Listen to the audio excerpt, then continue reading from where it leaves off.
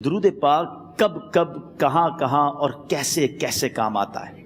ایک بہت ہی خوبصورت واقعہ، بڑا ایمان افروز واقعہ ہے جو میں آپ کے سامنے پیش کرتا ہوں۔ ایک دوست نے اپنے ایک دوسرے دوست کو قرض دیا، اور جب اس نے قرض دیا تو وہ قرض ایک بڑی اماؤنٹ تھی، 3000 دینار۔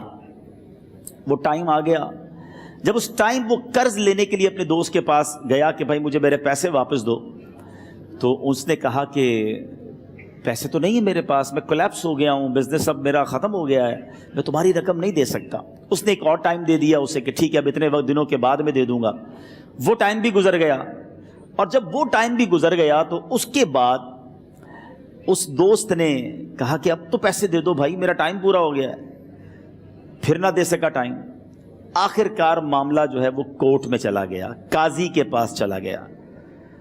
اب قاضی نے جس کو پیسے دینے تھے اس کو بلایا اور کہا کہ بھائی آپ کو اس کے پیسے دینے ہیں؟ کہتا ہے ہاں پیسے تو دینے ہیں۔ تو کہا پھر دیتے کیوں نہیں ہو؟ کہا پیسے ہیں ہی نہیں، کاروبار ہی ختم ہو گیا ہے، قرضہ تو لیا تھا، اب میرے پاس بچا ہی کچھ نہیں ہے۔ تو کہا اچھا اب یہ بتاؤ کہ کب دو گے، کیسے دو گے؟ اس نے کہا بس میرے پاس پیسے ہی نہیں ہیں۔ تو کہا اب تمہارے پاس 30 دن کا ٹائم ہے، 30 ڈیز میں یا تو اس کے پیسے لوٹا دو یا 30 دن کے بعد تمہیں قید کر دیا جائے گا۔ یہ شخص اب گھر آیا، پیسے تو تھے نہیں، مگر شاید علماء نے لکھا کتابوں میں، یہ واقعہ کئی بڑی بڑی کتابوں میں لکھا اور درود پاک کے فضائل کی بڑی بڑی کتابوں میں لکھا، اور اس شخص نے سوچا کہ اس نے ایک حدیث پاک پڑھی ہوئی تھی کہ جس میں نبی پاک علیہ الصلوۃ والسلام نے فرمایا ہے، جس کا مضمون ہے کہ جو شخص پریشان ہو، مصیبت زدہ ہو، اسے چاہیے کہ مجھ پر کثرت سے درود پاک پڑھے، کیونکہ درود پڑھنا مصیبتوں اور پریشانیوں کو لے جاتا ہے۔ اب اس عاشق رسول نے سوچا اور تو کچھ ہے نہیں، اب میں درود پاک پڑھنا شروع کرتا ہوں۔ صبح سے لے کر شام تک وہ درود پاک پڑھنے لگ گیا۔ 27 دن گزر گئے، only 3 days left، 3 دن باقی تھے قاضی کے پاس جانے میں۔ 27 دن گزر گئے درود پڑھتے پڑھتے۔ جب 28ویں رات آئی تو آنکھیں تو بند ہوئیں، مگر خواب میں اسے ایک آواز آئی، گھبراؤ نہیں، تمہارا قرضہ ادا کر دیا جائے گا، تمہارا مسئلہ سالو ہو جائے گا۔ صبح اٹھتا ہے، درود پاک پڑھ رہا ہے، مگر کہتا ہے یہ آواز سے تو مسئلہ حل نہیں ہوگا، پیغام کیا ہے اسے سمجھ نہ آیا۔ 28واں دن گزر گیا، 29ویں رات آ گئی، مگر اب آنکھیں بند ہوئیں اور قسمت جاگ اٹھی۔ نبی پاک صاحب لولاک صلی اللہ تعالیٰ علیہ وسلم خواب میں تشریف لائے، اور پیارے آقا صلی اللہ تعالیٰ علیہ وسلم نے فرمایا گھبراؤ نہیں، علی بن عیسیٰ وزیر کے پاس جاؤ، وہ تمہارا قرضہ ادا کر دے گا۔ اب یہ عاشق رسول صبح اٹھا تو ویری فریش، حشاش بشاش کہ اب تو کام ہو گیا، نبی پاک نے خواب میں آ کر بشارت دی ہے۔ مگر پھر ذہن میں سوال آیا کہ علی بن عیسیٰ کے پاس جاؤں گا تو ثبوت کیا ہے، پروف کیا ہوگا؟ میں جا کر اس کو کہوں گا کہ میرا قرضہ دے دو تو ایسے تو قرضہ نہیں دے دینا، اور میں نے اس کو کہا کہ مجھے نبی پاک نے خواب میں کہا ہے، اور اس نے اگر مجھ سے کوئی نشانی مانگی تو میں نشانی کیا دوں گا؟ آخری دن تھا، 29واں دن تھا، وہ بھی درود پڑھتے پڑھتے گزر گیا۔ 30th نائٹ آ گئی، صبح وہ دن ہے جب عدالت میں جانا ہے۔ اب اس رات پھر نبی پاک علیہ الصلوۃ والسلام خواب میں تشریف لائے، اور آقا علیہ الصلوۃ والسلام نے فرمایا کہ علی بن عیسیٰ وزیر کے پاس جاؤ، وہ تمہارا قرض ادا کر دے گا۔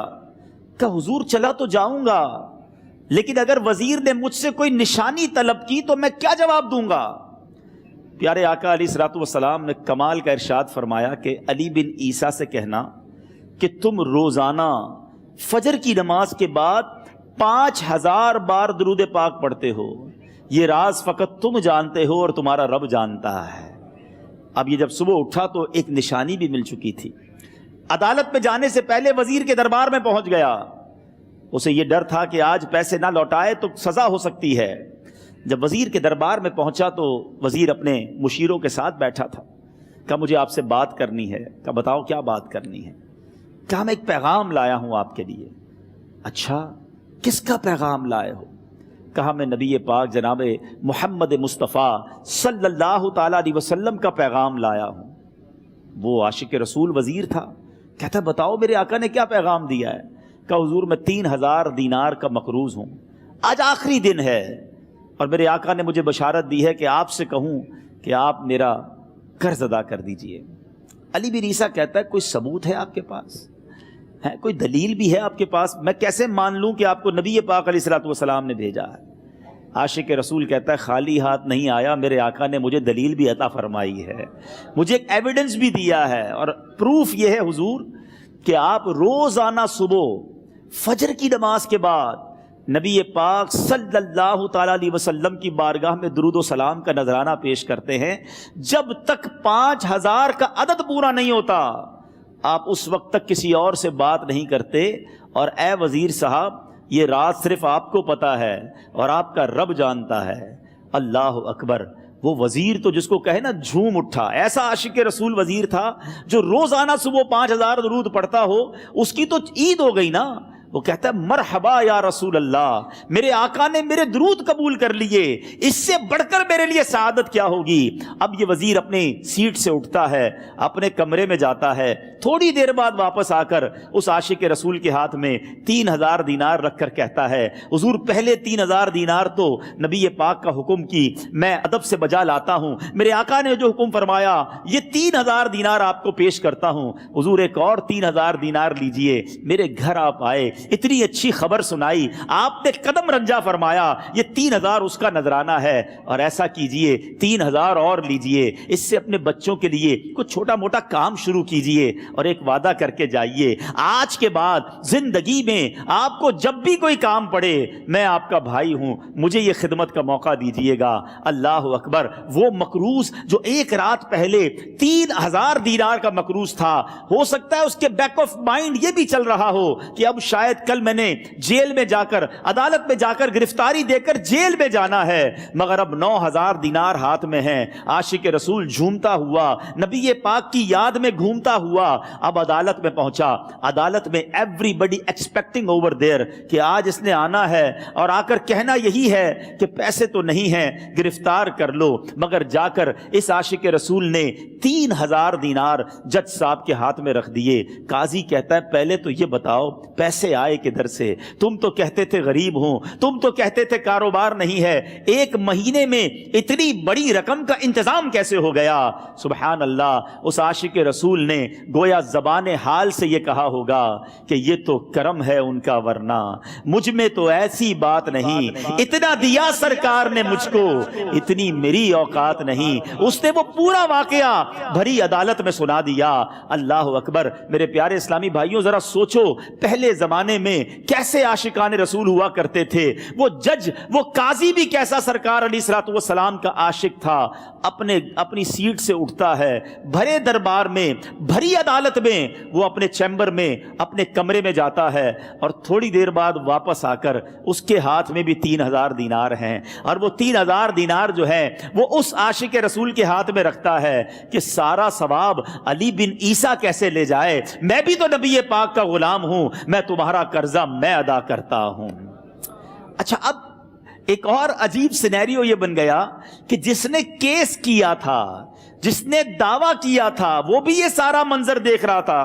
کہتا ہے جج صاحب ذرا رکیے، میں بھی اپنے آقا کا امتی ہوں، اور ایک کام کیجئے قلم کاغذ منگوائیے، اس عاشق رسول کا قرضہ ہی میں معاف کر دیتا ہوں۔ اچھا، اب عاشق رسول نے وہ واپس 3000 دینار جو جج صاحب نے دیے تھے وہ واپس جج صاحب کو دیے کہ حضور یہ پیسے آپ ہی رکھ لیں، قرضہ ہی معاف ہو گیا، اب آپ کے پیسے کا میں نے کیا کرنا ہے؟ جج صاحب کہتے ہیں جو پیسے نبی پاک کے نام پر نکالے ہیں اب مجھے واپس نہیں چاہیے، یہ بھی تم اپنے ساتھ لے جاؤ۔ اللہ اکبر! میرے میٹھے اسلامی بھائیوں، وہ عاشق رسول ایک رات پہلے 3000 دینار کا مقروض ہے، اب 12000 دینار لے کر گھر کو واپس جا رہا ہے۔